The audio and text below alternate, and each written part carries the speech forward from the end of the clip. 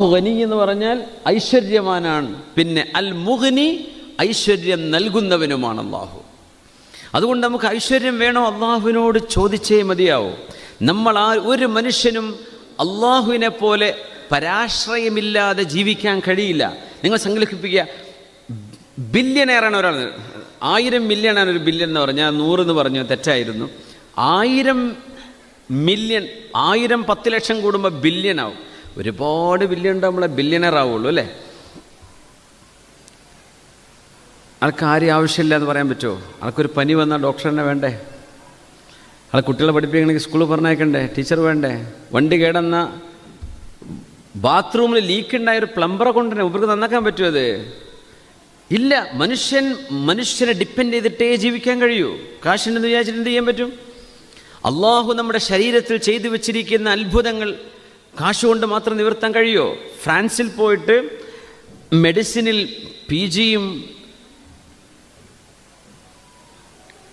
ഡിഗ്രിയും കഴിഞ്ഞ് ഒരു ചെറുപ്പക്കാരൻ ജോലി കഴിഞ്ഞ് ക്ലിനിക്ക് തുടങ്ങി, ഹോസ്പിറ്റൽ തുടങ്ങി, ഒരുപാട് എംപ്ലോയീസ് ഉണ്ടായിരുന്നു, കാറും വാഹനവും സൗകര്യവും കല്യാണം മക്കളൊക്കെ റാഹത്താണ്. സുബ്ഹാന ജല്ല ജലാലു. ഒരൊറ്റ ദിവസം 2 കണ്ണിൻ്റെയും കാഴ്ച അങ്ങ് പോവുകയാണ്. ഒന്നും ചെയ്യാൻ പറ്റിയില്ല. ഹൈ പോസ്റ്റിലിരിക്കുന്ന ആളാണ്. അപ്പോൾ സൈൻ ചെയ്യുന്ന സൈനിങ് അതോറിറ്റിയാണ്. അപ്പോൾ ആദ്യത്തെ കുറച്ച് ഏതാനും മാസങ്ങളൊക്കെ ഇതെവിടെ നിന്ന് സൈൻ ചെയ്തിരിക്കുന്നു പറഞ്ഞപ്പോൾ അയാൾ കണ്ണ് കാണാതെ സൈൻ ചെയ്യും. പിന്നെ അവർ ജോബിൽ നിന്ന് പിരിച്ചു വിട്ടു. അയാൾക്ക് ജോബ് ചെയ്യാൻ പറ്റില്ലല്ലോ, വെരിഫൈ ചെയ്യാൻ പറ്റില്ല, കാണുന്നില്ല. എല്ലാം ഉണ്ടായിട്ട് പെട്ടെന്ന് അള്ളാഹു എടുത്തു കളഞ്ഞു. സംഭവിക്കുന്നില്ലേ? മനുഷ്യൻ പരാശ്രയമില്ലാത്തവനാണ് എന്ന് ഒരിക്കലും പറയാൻ കഴിയും. നമ്മളെല്ലാവരും അള്ളാഹുവിനെ ആശ്രയിച്ചുകൊണ്ടിരിക്കുകയാണ്. അത് ആ ആശ്രയം അള്ളാഹു നടത്തുന്നത് നമ്മൾ പരസ്പരം നമ്മളെ ബന്ധിപ്പിച്ചുകൊണ്ടാണ്. ഓരോ ആളുകളും ഓരോന്നും, ചെറിയൊരു ഗ്രോസറി ഷോപ്പുകാരൻ മുതൽ ഒരു ചെറിയ പെട്ടിക്കടക്കാരൻ മുതൽ ചെറിയ സാധനങ്ങൾ ഉൽപ്പാദിപ്പിക്കുന്ന ഫാക്ടറി മുതൽ വലിയ ഫ്ലൈറ്റുകൾ മാനുഫാക്ചർ ചെയ്യുന്ന സംഭവങ്ങൾ വരെ മനുഷ്യന് നിർബന്ധമായും ആശ്രയിച്ചേ പറ്റൂ. ഹജ്ജിന് പോകണ്ടേ? യാത്രയുടെ ഫ്ലൈറ്റ് വേണ്ടേ? എനിക്ക് കാശുണ്ട്, ഞാൻ എങ്ങനെ പോകും?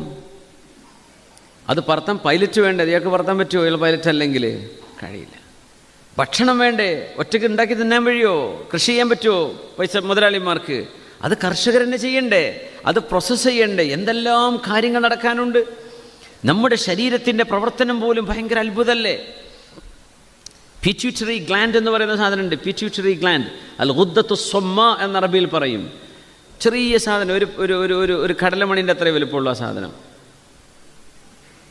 ഒരുപാട് ഹോർമോണുകൾ ഉൽപ്പാദിപ്പിക്കുന്ന ചെറിയൊരു ഗ്ലാൻഡാണത്, പിറ്റ്യൂട്ടറി ഗ്ലാൻഡ്സ്. അതിൻ്റെ പ്രവർത്തനം നമ്മുടെ തലച്ചോറിൽ നിന്ന് സിഗ്നൽ കൊടുക്കണം. അതിൻ്റെ പ്രവർത്തനത്തിൽ ചെറിയ ഒരു മാറ്റം വന്നാൽ, ഒരു ഗ്ലാസ് വെള്ളം കുടിച്ച് ദാഹം തീരുന്ന മനുഷ്യന് 2 ബക്കറ്റ് വെള്ളം കുടിച്ചാലും ദാഹം തീരൂല. മൂപ്പര് കൊടുക്കുന്ന എൻസൈം, കൊടുക്കുന്ന ഒരു കൃത്യമായ പ്രവർത്തനം പിറ്റ്യൂട്ടറി ഗ്ലാൻഡിന് ചെയ്യാൻ പറ്റാതെ വന്നാൽ നമ്മുടെ മൂത്രമൊഴിക്കുന്ന പ്രോസസ്സ് അങ്ങ് തകരാറിലായി പോകും. എത്ര വളരെ കണിശമാണ്, വളരെ ചെറിയ സംഗതിയല്ലേ ഇത്? പക്ഷെ അള്ളാഹു അതുകൊണ്ട് നമ്മളെ ശരീരത്തെ മുഴുവൻ അള്ളാഹു ഇങ്ങനെ ബന്ധിപ്പിച്ചിരിക്കുകയാണ്. കോടിക്കണക്കിന് കാശിൻ്റെ കയ്യിൽ എന്ന് വിചാരിക്കുക, ഒരു ഡ്രോപ്പ് ബ്ലഡ് തലച്ചോറിൽ ക്ലോട്ടായാൽ മതി, മെമ്മറി നഷ്ടപ്പെടൂലേ? അങ്ങനെ വലിയൊരു മുതലാളിക്ക് സംഭവിച്ചിട്ടുണ്ട്. വീട്ടിൽ സ്വന്തം മഹലിലെത്തിയിട്ട് വീട്ടിലേക്ക് വഴി കാണുന്നില്ല. എങ്ങനെയോ മൂപ്പർക്ക് ഓർമ്മ വന്ന്, മോൻ്റെ വീട് ഇവിടെ ഉണ്ടല്ലോ, മോനോട് ചെന്ന് പറയാം, മോനെ വാപ്പാക്ക് വീട്ടിലുള്ള വഴി അറിയുന്നില്ല. അപ്പോൾ നോക്കുമ്പോൾ മെമ്മറി ലോസായി പോയതാ. ചെറിയൊരു തകരാറ്. നമ്മൾ അള്ളാഹുവിനെ ഡിപ്പെൻഡ് ചെയ്തുകൊണ്ടിരിക്കാൻ കഴിയുകയാണ്. മനുഷ്യരൊരിക്കലും എനിക്കെല്ലാം പെർഫെക്റ്റ്, എനിക്കെല്ലാമായി എന്നൊരിക്കലും പറയാൻ കഴിയില്ല.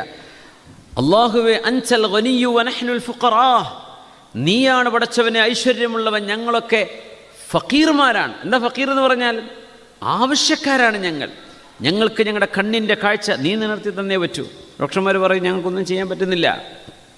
അള്ളാഹു കണ്ണിൻ്റെ കാഴ്ചയൊക്കെ നമുക്ക് നിലനിർത്തി തരട്ടെ.